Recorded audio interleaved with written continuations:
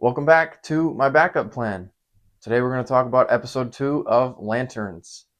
If you watched last week, you'll know I really liked the first episode of the show. I thought it set up a lot of things. It had a really nice, grounded energy to it. It seemingly shot on location. They had real sets, things that are becoming increasingly rare in the superhero world today. I thought the first episode was really solid. I was really looking forward to watching episode 2 this week, and I'm happy to say I'm not going to bury the lead. I think episode 2 is more of the same. Some really good setup, some really good character bits in here that are continuing to pave the way for what I presume will be the plot of the season. Um, I'm just really digging seeing Kyle Chandler and Aaron Pierre kind of clash a little bit. Also, just getting to know their characters. So let's talk about it. What was this episode actually about? Um, it picks up with Hal waking up John with a probably cold bucket of water, and then giving him a lesson of how to fly by simply telling him to fly, not really giving him any guidance. And that goes about as well as you'd expect. John fails. Hal may be frustrated. Maybe it was just, a waste of time. Who knows? I don't think we know the character well enough yet, or maybe it doesn't matter. But um, that being said, once John is unable to fly, uh, he takes the ring off, and a manifestation that he created while wearing the ring was a little bird, and the bird stays and it doesn't disappear. And if you know a little bit about lanterns and how that works, usually the ring has to be on for the manifestation to stay. So that was interesting. And John doesn't seem all that confused about it, but Hal, you can clearly see he's like, oh, he's kind of surprised, taken aback, so to speak. So that was interesting. As a viewer, I picked up on that right away. I was like, oh, okay. So clearly John he's powerful. He just doesn't know it yet. He doesn't know how to, control that power. So Hal decides, because this guy can't fly, he's just going to send him on a side quest, I guess. Doesn't really want to deal with him, doesn't want to train. Still has feelings about the town of Rushville, Nebraska. I'm not even sure if that's a real town, but in the show. Um, doesn't feel like leaving because he still suspects in his gut that something's going on. So the ring is getting low on power. He sends John to his house to go recover the lantern to recharge it, also as an excuse to just get rid of him. And then Hal proceeds to go to a morgue, steal some bodies, and go back to the football stadium where the whole plot kicked off in the first episode.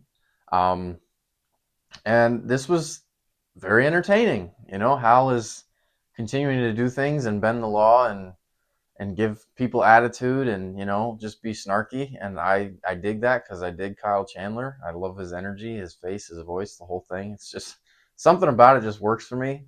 um, Meanwhile, Aaron Pierre, John, is on a little side quest, goes to Hal's house, recovers the lantern. We get a good look at the suit, um, and then on his way out of the house gets intercepted by some group. And I'll be honest, I was a little unclear who this group was. Maybe I missed a line of dialogue, um, but they have ulterior motives, and they want to execute those motives through John. So they implant him with something, and they kind of, all this is setting up breadcrumbs for John distrusting Hal, I think. Um, a lot of speak about Martian Manhunters, super cool character who honestly I don't know a lot about, but as a kid when I'd watch the Justice League animated show, he was one of my favorites. He was just so cool. He can manifest into any living thing, and then take on the pros and cons of that form. So if he takes on a human, he is now as flawed as a human being is, as durable as a human being is, so on and so forth. But yeah, a lot of speak on Martians. Um, and then that's about the whole episode. When they reconnect, John and Hal at the end, there's clearly tension between them. They kind of update each other on how their day went, and surprisingly, John tells Hal most everything that happened to him, and that's pretty much where our episode ends. Except Hal flies to some space prison where Sinestro is locked up and is clearly anxious about everything John told him, and that's where our episode ends. Um, I don't know what else to say. We're still pretty early. I think this is going to get at least 8 episodes for the season, so we're now a quarter of the way. If I'm right in saying 8, and I still think we're too early to like obviously have feelings on the show as a whole. But this is another strong episode. This is another episode that left me wanting more.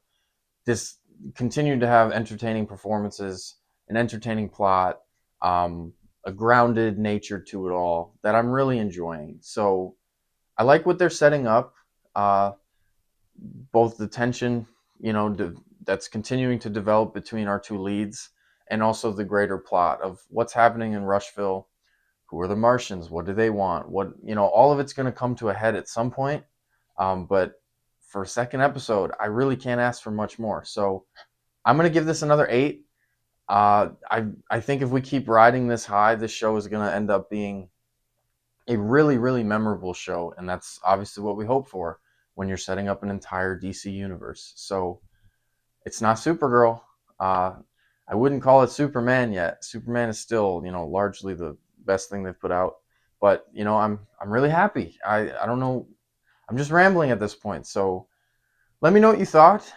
Episode 2 of Lanterns has come and gone, and I can't wait for Sunday now. Episode 3 is on the way.